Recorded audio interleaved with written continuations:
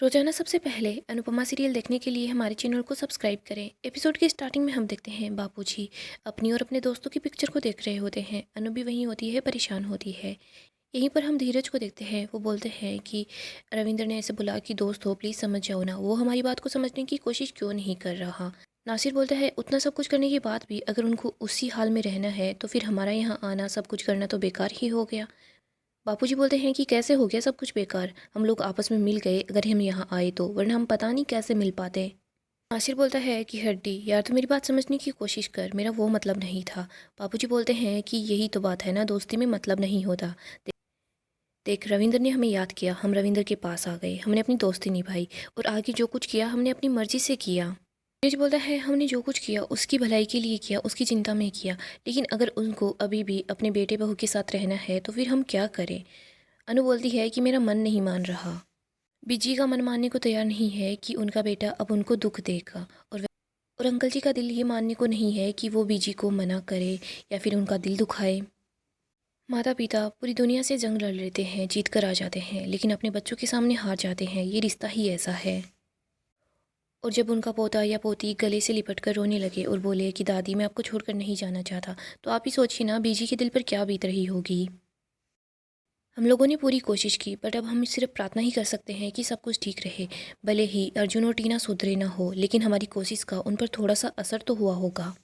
आप लोगों को पता है क्या, इस बीच मुझे आप सब लोगों से मिलकर बहुत ज़्यादा खुशी हुई, बहुत ज़्यादा अच्छा लगा ये देखकर कि पुराने दोस्त अपने दोस्त के लिए कुछ भी कर सकते हैं।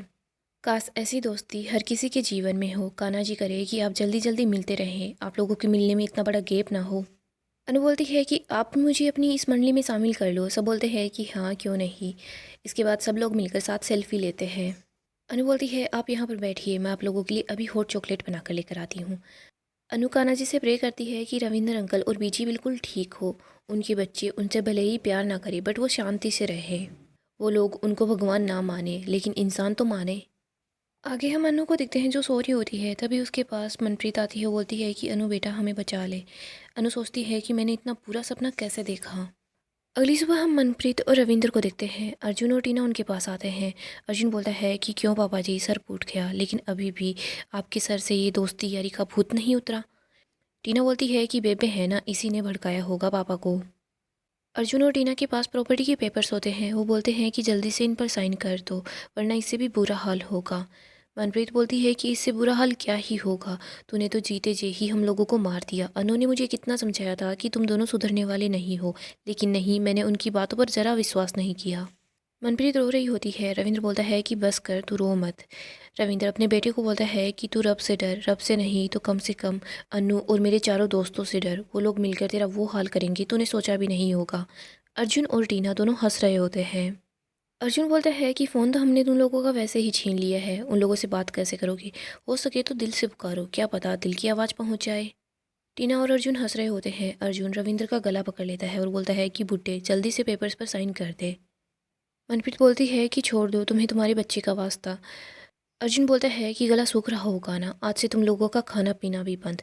अगर तुम लोगों ने इन पेपर पर साइन नहीं किए ना तो तुम्हारा सांस लेना भी मुश्किल कर दूंगा। अर्जुन बोलता है पेपर्स यहाँ पर रख कर जा रहा हूँ, जल्दी ही साइन कर देना। अर्जुन और टीना बाहर आ जाते हैं और दरवाजे को बाहर से बंद कर देते हैं। टीना तभी यहाँ पर अनु को देखती है। उसको अनु में माँ दुर्गा दिखाई देती है। टीना बोलती है कि अर्जुन। इधर अनु उन दोनों के पास आती है और उनको एक जोरदार थप्पड़ लगाती है। वो दोनों आकर कमरे के अंदर गिरते हैं। अनु यहाँ पर रविंदर और मनप्रीत की हालत देखकर बहुत परेशान हो जाती है। वो बोलती है कि आप दोनों ठीक तो हो ना, आपकी ऐसी हालत। मनप्रीत बोलती है कि अनु हमें माफ़ कर दे, तूने हमें बहुत समझाया था, लेकिन हमने तुझ पर भरोसा ना करके अपनी इस नालायक औलाद पर भरोसा किया। मनप्रीत बोलती है कि ये बच्चे अपने ही बाबूजी की जान लेकर ही मानेंगे। अनु उन दोनों को रूम से बाहर ले आती है, डाइनिंग एरिया में लेकर आती है। इधर धीरज नासिर बोल रहे होते हैं रविंदर तो ठीक तो है ना। अनु बोलती है कि अंकल ये कैसे ठीक होंगे, कल रात से इन लोगों ने इनको भूखा प्यासा रखा है, पीने के लिए पानी तक नहीं दिया है। अनु मनप्रीत को पानी पिलाती है। टीना और अर्जुन रूम से बाहर आते हैं। वो देखते हैं कि सब लोग रविंदर और मनप्रीत के आसपास ही हैं। वो लोग सोचते हैं कि हम यहाँ से भाग जाएंगे। वो जैसे ही वहाँ से भागने की कोशिश करते हैं, नासिर अपना पैर बीच में रख देता है तो वो दोनों गिर जाते हैं। अनु उन दोनों को पकड़ लेती है। वो दोनों हाथ जोड़ रहे होते हैं और बोलते हैं कि प्लीज़ हमें माफ़ कर दीजिए। अनु बोलती है कि तुम लोग चुप रहो। अनु बोलती है तुम लोगों ने अपने माता पिता पर लाखों जुर्म किए हैं, हर एक जुर्म का हिसाब होगा। तुम दोनों ने बंद कमरे में उन दोनों के साथ अत्याचार किया है ना, लेकिन तुम दोनों का हिसाब है ना वो खुले आसमान में होगा, पूरे बाजार में होगा। अनु अर्जुन और टीना को पकड़कर घर से बाहर की तरफ ले आती है। आगे हम कोठारी हाउस का सीन देखते हैं। यहाँ पर हम देखते हैं अंश और प्रेम दोनों एक आदमी को लेकर आते हैं। पराग बोलता है कि जीतू। इधर मोटिवा बोलती है कि टिंकू अंश ये सब कुछ क्या है, जीतू हमारे यहाँ 20 सालों से काम कर रहा है, तुम इसके साथ ऐसा बर्ताव कैसे कर सकते हो। प्रेम बोलता है मोटिवा जब बात पापा की इज्जत की होना तो हम किसी से भी बदतमीजी कर सकते हैं। अंश बताता है कि हमने एग्जीबिशन वाले सीसीटीवी कैमरा चेक किए, वहाँ पर कुछ भी गड़बड़ नहीं हुई, लेकिन हमने जो ज्वेलरी पैक की थी वो बिल्कुल असली थी और ज्वेलरी यही लेकर गए थे। पराग बोलता है कि जीतू क्या ये सच है, मैं तुझ पर अनिल जितना भरोसा करता हूँ। मैं और अनिल पूरा का पूरा शोरूम तेरे हाथों और तेरे हवाले छोड़कर ही आते थे। पराग बोलता है जीतू सच सच बता दे, तुझ पर किसी का दबाव है क्या। इधर जीतू बार बार गौतम की तरफ देख रहा होता है। राही तो सब समझ जाती है। गौतम जीतू की तरफ आंखें निकालता है। राही बोलती है कि जीतू जी पापा को आप पर पूरा भरोसा है, आप किसी से भी डरिए मत, जो भी सच है सबको बता दीजिए। राही बोलती है कि प्लीज़ आप सच बता दीजिए कि ये सब कुछ आपको करने पर किसने मजबूर किया। तभी गौतम आता है और बोलता है कि ये कैसी इंट्रोगेशन है, ऐसे में तो इंसान सच बोलने वाला होगा ना, तो भी वो गलती से किसी और का नाम ले देगा। गौतम जीतू को बोलता है कि जीतू तू किसी का नाम लेने से पहले ये सोच लेना कि इस घर में सिर्फ सच चलेगा। तो बता दे किसी ने तुझ पर प्रेशर डाला था क्या। जीतू सबकी तरफ देखता है। इसके बाद वो पराग के कदमों में बैठ जाता है और बोलता है कि सॉरी, मुझसे गलती हो गई, मुझे पैसों की ज़रूरत थी इसीलिए मैंने अपना ईमान बेच दिया। सब जैसे ही जीतू की बात सुनते हैं तो वो काफ़ी हैरान हो जाते हैं। मोटिबा बोलती है ईमान बेच दिया। मोटिबा कहती है जीतू अगर तुम्हें पैसे चाहिए थे तो हमसे कहते, हम तुम्हें पैसे दे देते। जीतू बोलता है मोटिबा प्लीज़ मुझे माफ़ कर दीजिए, मुझे पुलिस के हवाले मत कीजिए। प्रेम बोलता है हमें आपकी माफ़ी नहीं चाहिए, हमें अपने असली जेवर चाहिए। वो जेवर तुम्हारे पास है या फिर किसी को बेच दिए। जीतू बताता है कि सर वो सारे के सारे जेवर मेरे पास ही है, मैं आपको लौटा दूंगा। प्लीज़ आप मेरे बच्चों का ख्याल कीजिए, मुझे जेल मत भेजिए। अनिल को गुस्सा आता है और बोलता है कि तुमने हमारी बरसों की मेहनत मिट्टी में मिला दी, जल्द तुझे सजा तो जरूर मिलेगी। इधर पराग बोल रहा होता है कि मैंने अपने पूरे स्टाफ को अपना परिवार माना था, लेकिन उन्हीं में से एक ने मुझे धोखा दिया। गौतम बोलता है कि डैड गरीबों पर इतना भरोसा करना ही नहीं चाहिए, आपके साथ इन्होंने धोखा किया। मेरे रहते तो कभी भी ऐसा नहीं हुआ, आपने जब से अंश को जिम्मेदारी दी है तब से ही ये सब कुछ हुआ है। प्रेम बोलता है अपना ज्ञान अपने पास ही रखो, इस घर में तुमसे किसी को कुछ भी नहीं चाहिए। तब से देखे जा रहे हैं बकवास कर रहा है, बकवास बंद रख अपनी। प्रेम बताता है कि पापा जहाँ एग्जीबिशन चल रहा था वहाँ पर हिडन कैमरास लगे हुए थे और जीतू ही था जो बॉक्सेस लेकर आ रहा था, और वैसे भी उसने बाकी का गुनाह कबूल कर ही लिया है। अंश की इसमें कोई भी गलती नहीं थी। पराग बताता है कि मैं अग्रवाल जी के यहाँ जाऊँगा और उनसे माफ़ी मांगूंगा और उनको असली सेठ दे आऊँगा। गलती भले ही किसी की भी हो, माफ़ी मुझे ही मांगनी पड़ेगी। प्रेम बोलता है कि मैं भी आपके साथ चलूँगा। गौतम बहुत खुश हो जाता है, वो माही को लेकर वहाँ से चला जाता है। इधर राही अंश के पास आती है, उसको बोलती है कि अगर जीतू जी को इतने ही पैसों की ज़रूरत थी तो उन्होंने हीरे बेचे क्यों नहीं। इस चोरी के पीछे मकसद सिर्फ एक ही था, वो था पापा की बदनामी। अंश बोलता है और पापा की बदनामी से सिर्फ एक इंसान को फ़ायदा हो सकता है और वो है गौतम। राही बोलती है कि कान्हा जी आप बस मेरा साथ देना, मैं इस गौतम का साथ सबके सामने लाकर ही रहूँगी। आगे हम अनु को देखते हैं जो टीना और अर्जुन को बीच बाजार ले आती है। अनु बोलती है सुनिए सुनिए सुनिए, 5 मिनट मेरी बात सुनिए। अनु औरतों को बोलती है कि काकी हमें बचपन से यही सिखाया जाता है कि घर की बात घर से बाहर नहीं आना चाहिए, लेकिन मैं आज इस घर की बात गली के अंदर ला रही हूँ। और ये बात मैं सिर्फ इस गली में नहीं, इस मोहल्ले में नहीं, देश की हर गली में हर मोहल्ले में पहुँचाना चाहती हूँ। सब लोग अपने अपने मोबाइल निकाल लीजिए और इन दोनों की शकल पर फोकस कीजिए। अनु बोलती है कि क्या हुआ, तुम दोनों शकल क्यों छुपा रहे हो, जब ये सब कुछ करते हुए शर्म नहीं आ रही तो अब चेहरा क्यों नहीं दिखा रहे। अनु बोलती है कि आप लोग ये वीडियो रिकॉर्ड करने के बाद हर जगह पहुंचा देना। अर्जुन बोलता है कि पापा सिर्फ एक बार बचा लीजिए, आगे से ऐसी गलती नहीं होगी। रविंद्र बोलता है कि बेटा तुम्हारे धोखे और हमारे मौके ख़त्म हो गए हैं, बार बार ये सब कुछ नहीं चलेगा। आगे हम माही को देखते हैं जो गौतम को बोलती है कि गौतम जी ये जीतू बीच में कहाँ से आ गया। गौतम बताता है कि कभी कभी वफादारी है ना वो भारी पड़ जाती है। मैंने पता करवाया, जीतू का जो बेटा है ना वो क्रिमिनल केस में फंसा हुआ है और उसकी बहू प्रेग्नेंट है। डैड इलीगल कामों के लिए पैसे नहीं देते, मैंने जीतू के बेटे को जेल से छुड़वा दिया। माही बोलती है अच्छा, इतने बड़े एहसान के बदले उन्होंने आपका जो इल्ज़ाम था वो अपने सर ले लिया। माही बोलती है बट बॉक्सेस तो आपने चेंज किए थे, फिर जीतू कहाँ से आया। गौतम बताता है कि मैंने जीतू को बोला था कि वो जानबूझकर सीसीटीवी कैमरास के सामने जाए। माही बोलती है गौतम जी आपने इतनी दूर का सोच लिया, I am proud of you. इसके बाद वो गौतम को गले लगा लेती है। गौतम और माही दोनों बहुत खुश होते हैं। गौतम बताता है डैड को असली हीरे तो मिल जाएंगे, लेकिन उनको अपनी खोई हुई इज्जत वापस पाने के लिए टाइम लगेगा, तब तक वो हमें घर से बाहर निकालने के बारे में सोचेंगे भी नहीं। इधर हम अनु को देखते हैं, वो सबको बोलती है कि रिकॉर्डिंग ऑन रखना। अनु बोलती है कि मैं आप सभी लोगों को आज रविंद्र अंकल, बीजी और उनके बेटे बहू से मिलवाना चाहती हूँ। यह है उनका नालायक बेटा अर्जुन और यह है इनकी धर्मपत्नी टीना। अनु बोलती है कि प्लीज़ आप थोड़ा आगे आकर वीडियो लीजिए न, ताकि इनकी शक्ल अच्छे से दिखाई दे। अनु बताती है कि ये वो बेटा बहू है जिन्होंने अपने माँ बाप को रुलाया, सताया, पता नहीं उन पर कितने सारे जुल्म किए। इस अर्जुन ने अपने पिता का गला पकड़ा, उन्हें डराया, धमकाया, उन्हें ज़मीन पर गिरा दिया।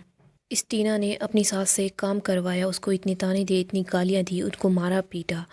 अर्जुन और टीना ने इन बुजुर्गों को दाने दाने के लिए, पानी की बूंद बूंद के लिए तरसाया। इन दोनों ने अंकल जी और आंटी जी को भूखा प्यासा रखा। और ये सब कुछ किस लिए किया? ताकि ये दोनों अपनी सारी की सारी प्रॉपर्टी अपने बेटा बहू को दे दें। सारे पैसे इनके हाथ आ जाए, घर इनके हाथ लग जाए। इसके बाद माँ बाप कहीं दूर चले जाए, तीर्थ स्थान पर चले जाए और वहाँ मंदिर की सीढ़ियों पर पड़े रहें। अगर औलाद ना हो तो दिल टूट जाता है, औलाद हो और उसको कुछ हो जाए तो उम्मीद टूट जाती है। लेकिन औलाद हो और इनके जैसी होना तो दिल, उम्मीद, हर कुछ टूट जाता है। इंसान का वजूद ही टूट जाता है। अनु मनप्रीत के पास आती है और बोलती है कि बीजी, मैंने आपको पहले ही कहा था ये दोनों नहीं सुधरने वाले। इन लोगों ने एक रात में ही अपनी शराफत का मुखौटा उतार फेंका। अरे गलती को सुधारा जा सकता है, आदत को बदला जा सकता है, फितरत को भी बदला जा सकता है, कलम को भी मिटाया जा सकता है। लेकिन अगर इन जैसी औलादें होना तो वो इस जन्म में क्या अगले 7 जन्मों में भी नहीं सुधर सकती। मेरी औलादें हैं ना, वो भी बिल्कुल ऐसी ही है। इसीलिए तो मैं जानती हूँ कि ये लोग कुत्ते की दूम के जैसे हैं जो कभी सीधा नहीं हो सकते। इन लोगों के लिए माता पिता जब तक ही काम के होते हैं, जब तक इन लोगों को ज़रूरत होती है। बाद में ये माता पिता को पूछते भी नहीं। अनु बोलती है, कर्म का पहिया चलता रहता है। आज तुम जिस जगह पर हो ना, कभी ये लोग भी तुम्हारी जगह पर थे। लेकिन आज ये जिस जगह पर है ना, कल को तुम भी इनकी जगह पर होगे। तुम देखना, कर्म का पहिया घूमता रहता है। तुमने जो कर्म किए हैं तुम्हारे लौट कर आएंगे। तुम्हारी औलाद भी तुम्हारे साथ ऐसा ही बर्ताव करेगी।